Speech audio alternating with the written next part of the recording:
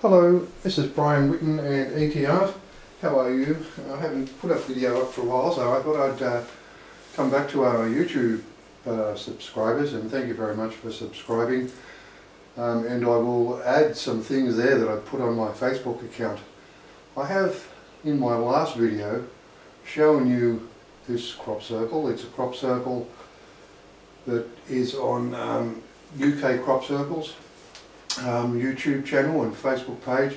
I framed this and realised what it meant, because it wasn't just this that I saw. As for those of you who have not watched the channel, at this point we have worked out a lot about the Earth cycles around the Sun, the Moon cycles, and also the Sun's manipulation of their magnetic plane to steer Nibiru through a whole lot of other stars, Nibiru being a dwarf star. Our star is one of these stars in this array. This array is, in my opinion, telling us exactly that, with each of these stars here being 8 light years from each other, and this being the path Nibiru takes through each of these stars. We've also discussed at this point that the star itself, just say if our star was this star, it's not that our sun has moved, it's just the process that it performs within the array changes. At some point in time, its process is the one that is required in star X. The next one, it might be star C, and then after that star 1 or 2. In the Christian Bible there is, and I'm a Christian by birth, and I was also raised a Christian through private schools, but I'm not a churchgoer. I haven't gone to church since I left school.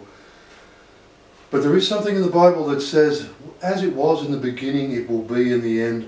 And I'll be honest with you, I think that's exactly referring to what the star, our current sun, and what its process is within this field, is when it finishes the cycles for the 337,000 years that I've shown you up till now.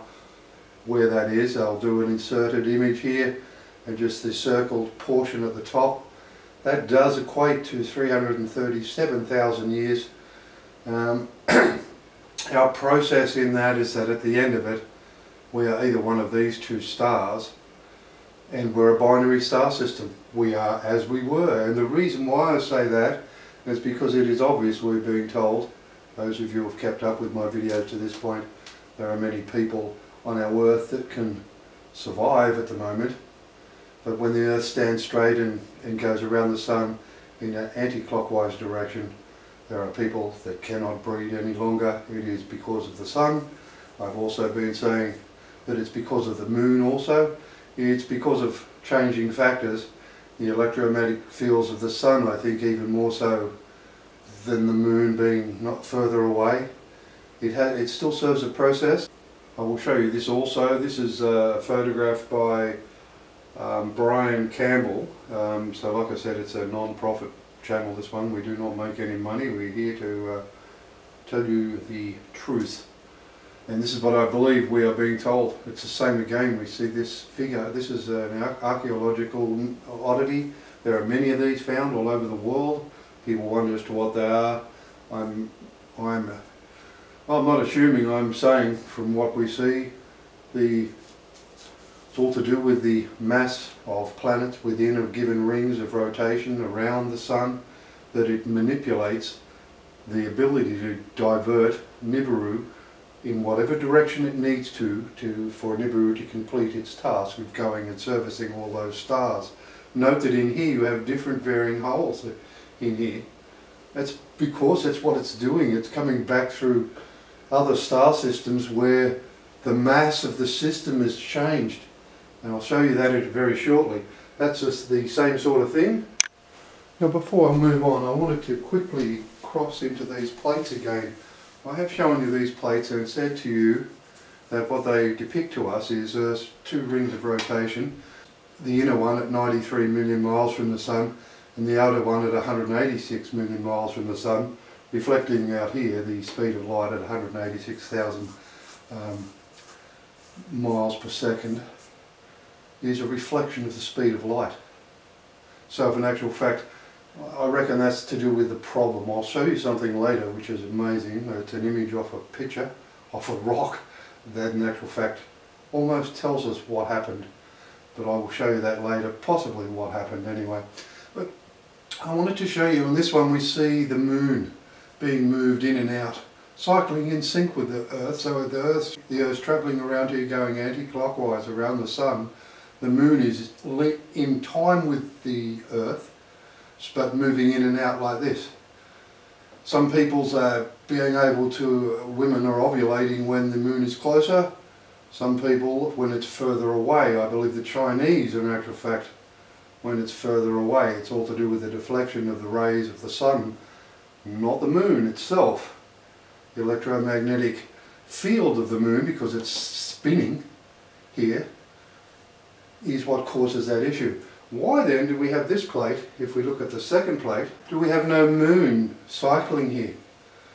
I actually think they tell us in the plate it's left right where it is, that much in front of the sun the whole time, and it's left on a fixed path within one of the rings of rotation inside the inner ring of rotation of Earth. And how big will it be? That much of the sun is covered, I guess. What they're saying there is exactly what it's going to be, sitting right in front of the sun the whole time during the 16,000 years that it goes, possibly in that direction. Why? Because the people on the planet are not the people that need the moon moving in and out here any longer. Probably because it's going that way. It's not favourable to one of the people that are on the planet when it's coming back this way, going around in an anti-clockwise direction. That is what I believe we're seeing there. I wanted to cover that just very quickly because I also wanted to go back to this plate here. When I told you that what we see within the movement of the Earth and the way it goes this way, the way it goes around the sun in the 6,000 year plane cycle that makes the Earth come back up going in an anti-clockwise direction, all of those processes are teaching us what they do with the sun itself. In other words, the sun's fields, there's multiple ones of them, and they manage them, mass within each of the fields, to divert Nibiru off to where it goes. Before I go on with that, I just wanted to show you one more thing. This plate, which we see here, is different again. It's got these in very much formatted.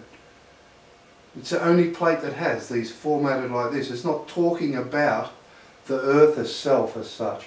What this is talking about is the plane of the sun itself, the one that we reside on. It flips 180 degrees over like this as well. I'll show you a diagram that I've drawn very shortly, but I just wanted you to be aware that when we come back to this plate and look at what we count from here, 1, 2, 3, 4, 5, 6. There's nothing greater than 6 at any direction that you count from here. And what they're telling us in that is that I said to you in one of my last videos that that plane flipped. I will show you the image. Now this image here is where I suggested what we were seeing on the 44,000 year and 48,000 year cycle.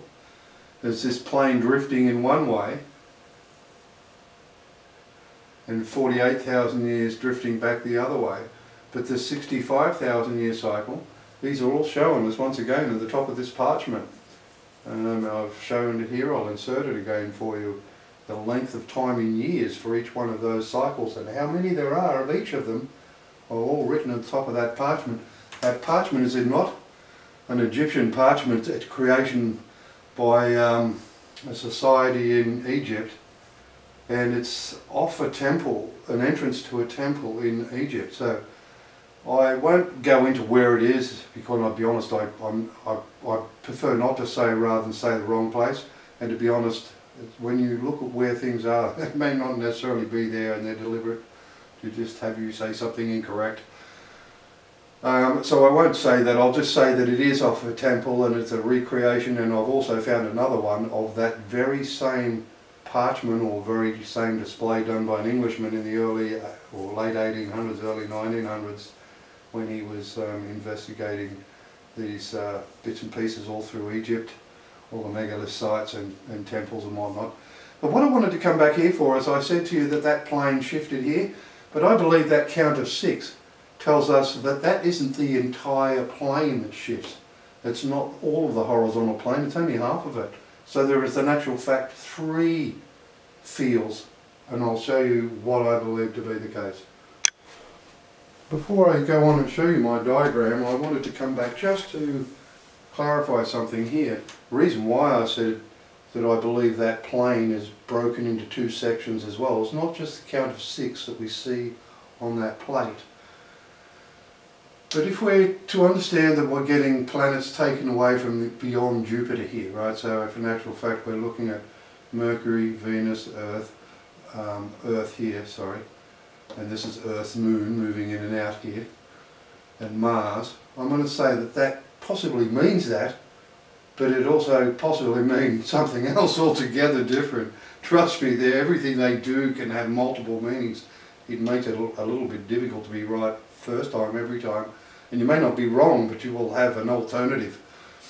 What I believe we're seeing here beyond this ring is Jupiter, Saturn, Uranus, Neptune and Pluto. So in other words, the number of planets beyond this point, in actual fact exactly the same as the system we have now. And what I believe we're seeing here is the removal of mass from here. But what are we seeing here? Are we seeing here Jupiter move in? Saturn, Uranus, Neptune and Pluto, are they being moved in this way because of the behaviour of Nibiru flying through the system? Because if you've got no planets beyond here, well then that plane, those electromagnetic planes that spin beyond Jupiter are not going to be able to guide Nibiru through the system anymore. It will be build-up of mass here. So what we could be seeing here is in actual fact exactly that. Rather than them being taken away, they're changing their position. I don't know. I really don't know whether we're going to see Jupiter put into this ring of rotation, which is the outer ring of rotation of Earth, or whether these are getting built up and added mass here into each of these other rings of rotation. I'm not 100% sure. All I'm saying, but if these are gone from here, which they are, by the time of this period's over here, this is 3 visits, and Jupiter, Saturn and Uranus are gone here. So how do you steer it? How do you manipulate this plane anymore when you've got nothing there of significance? You have to have more mass build up here. It is possible these are built from the mass of the Sun. Seems to indicate that. Okay? That there's other mass added within these, and then what you'll find is from there to here is another dozen rings or so, and this plane is then splitting like the plate I just showed you. Not the entirety of the plane, half of it, and then with the half of it being able to be split, the mass that's in that half can then be used to direct Nibiru, and I'll show you why I said that's the case. I wanted to come back to the Sacsayhuaman walls in Peru. These walls that you see inserted here as a picture, just as an image, you've seen them before, they are directly above this, the event that tilted the Earth's axis. That's why they are where they are. What I wanted to come back to here for is tell you that when we look at these walls, there's these 2 walls here, and they are these ones with the cutouts in them, and they go like this all the way around here, and that breaks into 3 here.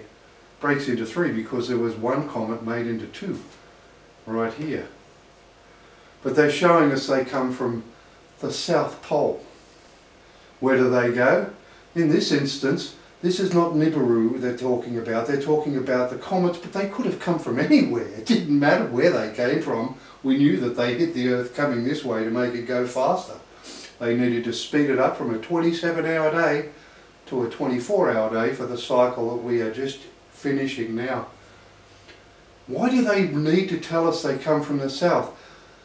Nobody on the planet's going to live through this thing that's going to happen here. Nobody. A complete rebuild is required. The massive waves have swept right across our continents, no problem at all. But they wanted to show us they came from the south. They could have started building the wall over there and not really worried about telling us where they came from. What did it matter? Nobody was here. what I'm saying is the message here is for us now. What they're doing here is reflecting the path that Nibiru came through the system the last time it came. So in other words, the last time Nibiru was here, where did it come from? It came from below the earth. I wanted to show you that because there is something very important in respect how I started the video. And be aware that that was an unnecessary element to tell us where they were coming from. As long as we knew they came from west to east, we were always going to know that they were going to speed up the globe because they were massive. Look at the size of this inserted. This is just one of 7 impacts that day, and this is the narrow portion. It was 3 times longer than it is wide, over 2,000 miles long. The arrowhead that came and hit the earth like an arrowhead. That's how they use it. How they manipulate the planet and lay the mass over sideways, spin it faster, slower, etc., etc. We've gone through all of that. But why? Why did they let us know that?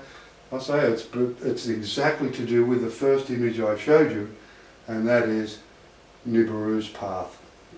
One more thing I'll show you before I move on to the planetary motions is this happened over my house. Look at it. What do we see? This was, I know it sounds crazy, but that's exactly what happened. I was thinking about something. There was this really big whoosh noise. It was very, very unusual noise, not like a motor of a jet. It was like compressed air at high speed, you know, a really thundering sort of noise. It was weird. I went outside and this is what was in the air. And it had come from as far as I could see, through the clouds, and left a track like that through the clouds and all the way back to where it had come from. And at the time I thought, well, I wonder what that's all about. And then I gave that some more thought too. Now just very quickly I wanted to come back to this star array, of which our sun is one of these stars, and say to you that if we're just being told about Nibiru, by that occurrence over my house, I know it might sound crazy, but if you'd watched some of my videos till this point, I've had some very, very odd things happen to me. I've had UFOs over my house, so I've had lots of unusual things happen, so, you know, I just go with the flow, and I figure, well, there's a reason that's happening, and that's why it's actually why I moved up north, to be honest. When something comes out of space at night time and seems to all occurrences to have moved across the sky to my house and then comes north, I decided I would as well. So I know that sounds weird. That's just what's happened in my life. But anyway, back to our little star array here. The reason why I wanted to show you that, if you look at every other star, this star here, this star here, this star here, and this star here in that array, when Nibiru gets there, it never comes back to a direction that it came from. The only stars where that happens is these 1 or 2 stars in the outer here. So maybe we are just now getting told that our star system has transitioned from an X to a C to a 2 or a 1, because it's now going to go back in the direction it came, which is why the thing got drawn above my house the way it did in the clouds. I know that sounds really weird to say, but here's another installed picture here. This was in the US after I put up a video stating that those plates that we've just gone through are showing Earth's inner and outer ring of rotation, but I was unable to work out how long it actually did it for. They wrote this in the sky the very next day, and it was on Mr. MBB 333. That's how I know that that's like that. You know, I knew it happened because I saw the post come through on my, and I'm pretty sure our blokes can't go out and draw that sort of thing in the clouds. I know we can do a lot of things, and that's happened multiple times to me. So I just push on with what I get dealt, I guess. You know, that's the only way I can do it. So I would suspect that we are being told, with what was drawn above the house in the clouds, a really fast thing going flat stick, and I've also told you that Nibiru's motion through our solar system is that quick. We don't see it. I think that's the other reason why the outer ring of rotation is at 186 million miles from the sun, reflective of the speed of light. I know that's not the speed of light, I'm merely saying the number itself is in actual fact reflective, 186,000 miles per second. Whether it goes at the speed of light, it wouldn't necessarily need to, it just needs to go fast enough so we can't see it coming with our technology, and it may as well be going the speed of light. But that's what I believe we're being told here. So we're in, once again, if I insert this image here, I know that we are seeing here 44, 44, 44, 44, 48, 48 and 65,000 year cycles, and there's a 6,000 year cycle in each one of them. I have no idea which one we were in. That tells us what star we are, because the only time Nibiru goes away in the direction it came is here, and they're probably telling us in that image that that is what's going to happen the next time. The next time Nibiru comes. So we could be actually at the start of the 65,000 year cycle. The first part, which means the Earth still stands straight, but we've got some other weird cycle in here that's about 5,000 years long after 16,000 years. It's very tricky, and what I'm just saying is that we at least would identify ourselves to be one of these outer stars in that array, and may not be very far off being a binary star system again. That's all I wanted to mention there, and I'll show you a couple of things. They're diagrams illustrating how the plane shifts, how the sun's planes shift. Now this diagram I prepared earlier, it's void of a lot of things in respect to magnetic planes of the sun, but there are multiple planes, one of them which Earth is tilted on its axis and skewed to, which is why it doesn't affect us greatly. And having said that, I wouldn't say that it's non-existent, it just doesn't affect the planet in the way that it can spin it up and make it go real fast and stand it straight and all such things like that, which is why the pyramids are here. It happens naturally, it's very quickly, it happens in 33 minutes, we all die in the first 3. This is why the pyramids are so big, because the problem is indeed big. This is why they come back and they make the planet stand up straighter, far slower, and not kill everybody. Give us the education that we have had withheld from us by the world elites and masons and royals of Europe. This process here that I'm looking at, I've only darkened these lines here just to let you know that what we're seeing is 3 individual portions of electromagnetic field of the sun. When I showed you that crop circle that says we see Jupiter and all such things being removed, they exist in here beyond the ring or the outer ring of rotation of Earth.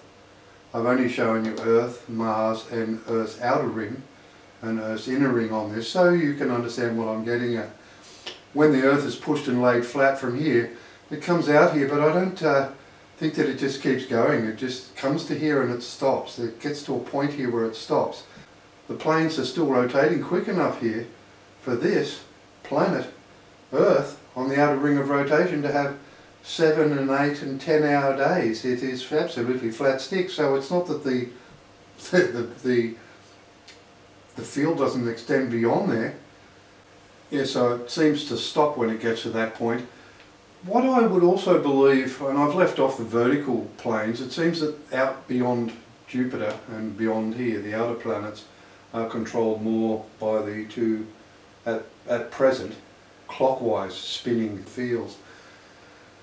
But that's what appears to be the case to me, and what happens when these outer planets are removed, that then it controls this portion here, 6 rings within the middle here, from Earth to the outer ring, and the mass within those, and when that starts to skew, that it's only this part that then starts to skew halfway around. And remember, it can drift this way and this way, so it's going to skew this way as well. The magnetic plane, this portion of it here, is going to lift up and fold over. Once it does that, I guess that much mass spinning in the opposite direction from the inner mass must make the mass of the entire system change. Why we see the holes of different sizes and bigger and smaller in the tetrahedron that I showed you. That's like I said, you find more of those around the globe, not just the one. But I wanted to show you that. But it is without doubt the lessons we're getting in all of this is that there are now people on our planet Earth that can exist now, with the Earth standing straight, going around on the inner ring. They can exist going this way. But there are people that can't. The Caucasian races are one of them. We go nowhere here. Zero ovulation. It may not be, like I said, purely and simply because the moon is further away, but it is the tilt or skew of the axis, the skewing of the magnetic planes of the sun that actually create a situation where we can breed. And how would you possibly do that in a binary star system? I will give you two options. I believe that's possibly the case. Now I do realise that you're getting a little bit of a shaky movement there on the camera, and you can't visualise the text here very well. I'll do an inserted image now so you can freeze frame that and keep that yourself is okay, and I don't mind you copying it and sharing it and doing whatever. This is one alternative method. I always thought that if we had a binary star system that they would, like, two stars would be pretty close in here and we'd all be spinning around that. I don't think that's the case. I think we're sort of more like this. And I say that because of the way they cycle Earth around the sun, where we're given 3 months of full sun or 3 months of full darkness.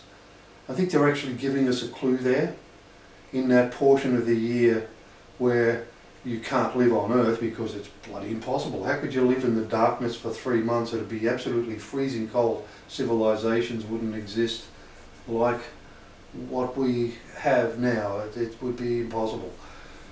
Certainly without transit to and from A to B and all over the place. So, you know, if you haven't got the ability to move quickly, you would probably perish, I would expect. When I look at this, we could have possibly been skewed here on one of these planets here if it was not straight. That if it was cycling another moon, this could be how. But I don't think that's even the case. I also suggested this because we have people on our planet now, the Middle Eastern races, where we're told that they can exist whether it goes around the sun clockwise or anti-clockwise. How can you develop, evolve in an environment that does that?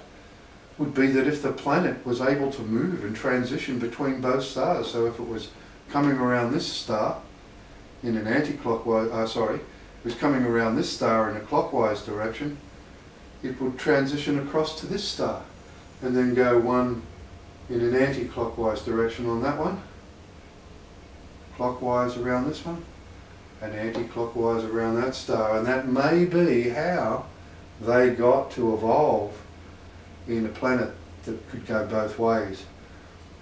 We cannot do that. We're told, even in the cycle we're having in the 6,000 year cycle now, it ends coming up and spinning anti-clockwise as it is now. But 6,000 years ago it was going clockwise around the sun and there were no white people or Caucasians on Earth. Of course we can't breathe. We can't breed during that part because we're going the wrong way around the sun. The same as the South Americans, they're told they can come up and sit in a straight standing Earth going clockwise, but they can't go anti-clockwise. It's not that they can't conceive, it's that their fetus does not survive. I'll do this inserted image here for you. We've discussed that before as well. So that is one option, but the other one that I feel may be more likely the case would be this.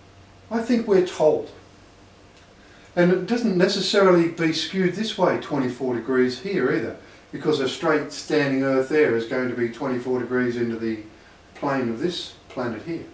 So if we were spinning around this star and intersecting with the fields here, it would be when we intersect once a year where ovulation would take place. Like I said, we're getting told here without doubt, all of us, we couldn't breathe the way we do in this cycle and still be here. Look at what happened in the last 2,000 years. The populations would perish all the time. All the time. We just evolve, and we can't have evolved with the speed of population building. We are told this next straight standing cycle of Earth takes 16,000 years to make 16 billion people. That is written on this parchment here. It is telling us this is an Egyptian parchment. It was found as is with damage, but the message is within the damage. This parchment here tells us it takes 16,000 years to get 16 billion people on Earth. And look at how we've done 8 billion in a little over 2,000 years. It's impossible. We couldn't have survived. So what I'm saying, rather than this option, if you had the straight plane that I had, but then had it skewed a little bit this way, like looking at the sun, and instead of the skew being like I've drawn it there at 24 degrees, it could be skewed this way a little bit as well, and that might be what's more the case, or skewed, you know, slightly like this, the other star's plane, and that would be how it causes this issue. So, like I said, stars and a binary star system like this, where you've got a certain amount of planets spinning around in this one, certain amount spinning around in this one, but it looks to me like there's one planet, which is why we see the figure 8 drawn so repetitiously, excuse me, in many things. And that is repetitious. It's in Egyptian culture, it's in a lot of things that we see. Seeing just the increase and decrease in rates of hours in a day are 8. We either go 16 or we go 32 without help. The mass of Earth the way it is. What's the difference? 8. That's what I'm saying. So what we would see is there is one planet that was cycling around both. And the reason why I say the skew is more the other way, might be skewed this way, more than that way, because it would be easier to make the transition between one star and the other. Carving across and getting caught in that one, coming back around that one. And that would be the planet that the Middle Easterns evolved on, a planet similar to that. I think that's all we'll do for this type of thing for quite some time, actually. If I go anywhere with any of my work from this point forward, I think I've covered everything I needed to do from an astrophysical perspective. I really only want to do the rocks now and show you some of the things. In today's video I'm going to do exactly that. So if you hold tight, I'll show you this picture here. It's an unassuming little rock. It is this big. That's how big that rock is. It's a little over an inch high and probably 3/4 of an inch that way, about an inch that way. Now those of you who have watched my channel I would have shown you this before. It's a image of a rock my son found some years before all this happened, and we put it up on websites and tried to find some people that knew what it meant. And it was after my sister's funeral that I came home here, and I really had been pushing another card altogether, one about corruption in the family court, and that corruption being protected by the federal government and the legal sectors of my country. And I tried for many years, nearly 18, 16 years or something. Anyway, I sat down in this lounge room here and said, I need a new job. I've batted my head against a wall here for so many years, off and on, and got nowhere. Finding out in the end that they were protecting far more than the corruption in the family court, and what its true purpose and direction of that court is another thing altogether. And that is what happened. I know it sounds crazy, but I said, I need a new job, and it's like somebody just talked to me. I know that sounds like a man losing his mind. It is not. That's exactly what happened. I said I need a new job, and what came into my head was, get Wilson's Rock. And this is Wilson's Rock you're looking at here, and that's exactly that. Within a week I knew what the rock meant, and it guided me to the pyramids, and I also knew what the pyramids were there for. And it all happened within about a week's time. Straight away, as soon as I realised that this event here is the one that tilted the earth, and from there working out a lot of the megalithic sites and their true purpose was really not that difficult, to be honest. So I've probably had a bit of help. And having said that, the reason why I've come back here and now look at the image you have on the screen, I went to the river not so long back, it's only about a few months ago, probably not even that. And you know, with all these things happening and the writing in the sky happening when I needed the answers that I couldn't work out, unusual things happening like this inserted image, these lines getting drawn on this rock, this little half loop thing over on the left hand side. That is in actual fact exactly the line, and I understood exactly what it meant in respect to the Serapeum, and I was able to work out what the Serapeum meant and how one of the cycles had Earth laid flat and how the Earth moved around the Sun. All such things came from that line. This, I went down to the river that day saying, I hope I've done a good enough job, you know, because it really was like I'd been given another job and they were going to take care of the other one that I'd been able to do nothing with. So watch out, you lot. They're going to come for you boys down there in the family court in Newcastle. You boys have had your chance to stand upright and do the right job, and you haven't.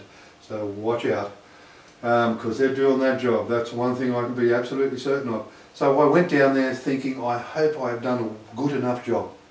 And I found this rock, and I call it the smiling alien, and I look at that in the right light, and he just looks like he has a smile on his face. Here's his eye, and he's really happy. So I'm thinking I've done a good enough job. So once again, I moved on from that, and I will show you that some of these other images I got off these other videos. I just wanted to start with a still image like this one first. This is just another one that I've seen. It seems to me to reflect a face looking at you with a cloaked man. I'll insert two other pictures for you of the very same thing. A cloaked man here as well. And yet another one with one eye showing and a cloak covering his other eye.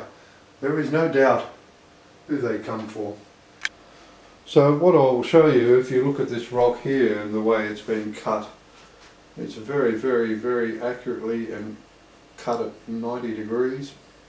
The images that are on that rock are outstanding. I'll show you this one as well. This is the cloaked man that was off that rock.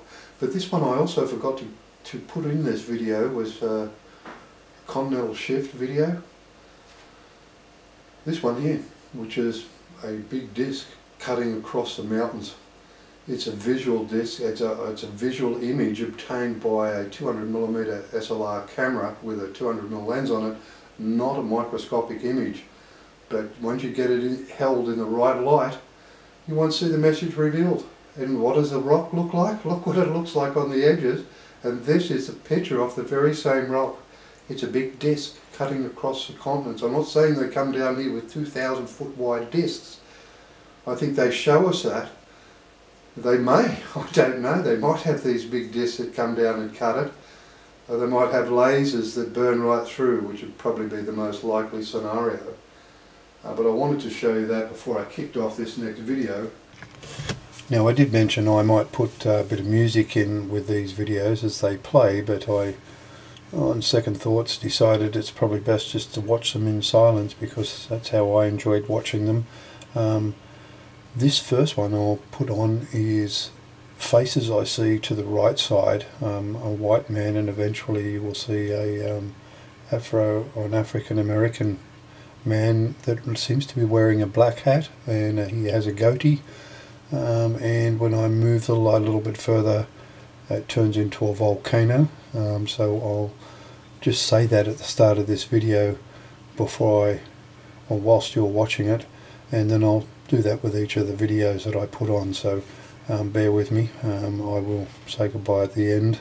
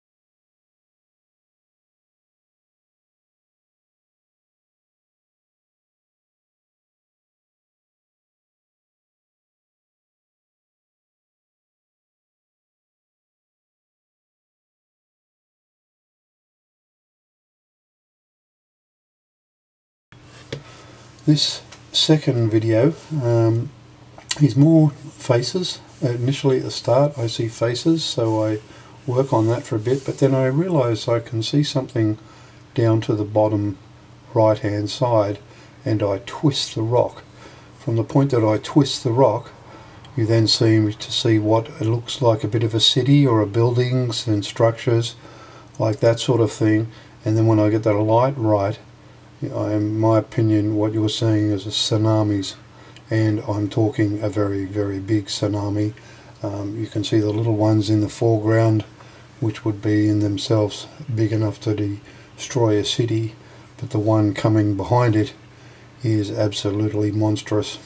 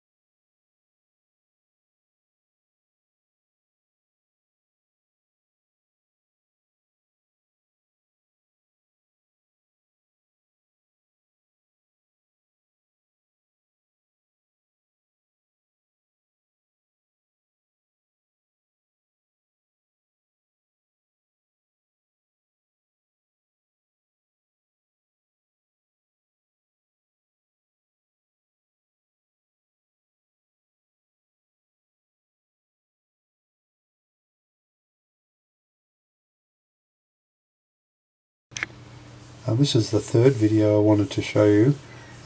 It was something that was very obvious as soon as I had the microscope light on, let alone running external lights.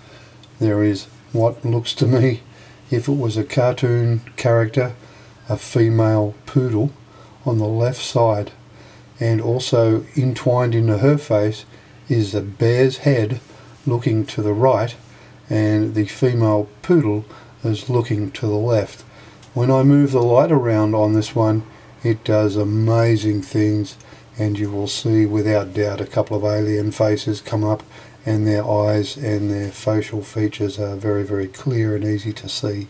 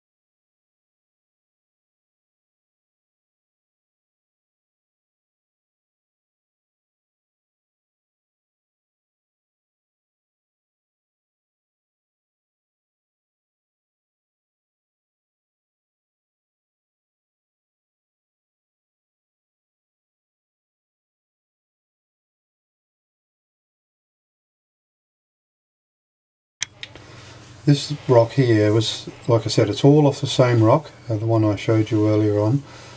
This one, it's only just a short part of a video. I cut a piece out of it, but mostly it's just to do with seeing a lot of people standing around, like in dark shadows. It looks like there's a lot of people in this actual image itself.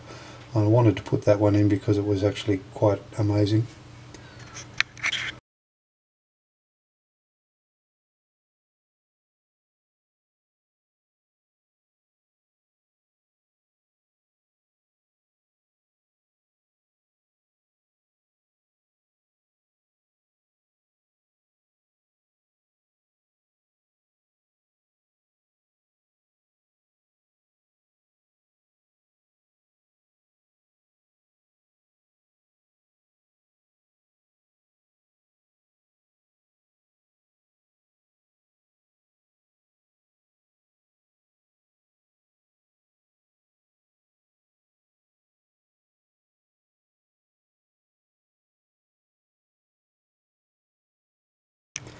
And this is the last one I'll show you today, and I hope it comes out as clearly for you. It's only on a small portion of the rock. It's probably a little bit, well, put it this way, it's a little bit off center to the right and a little bit lower than center as well.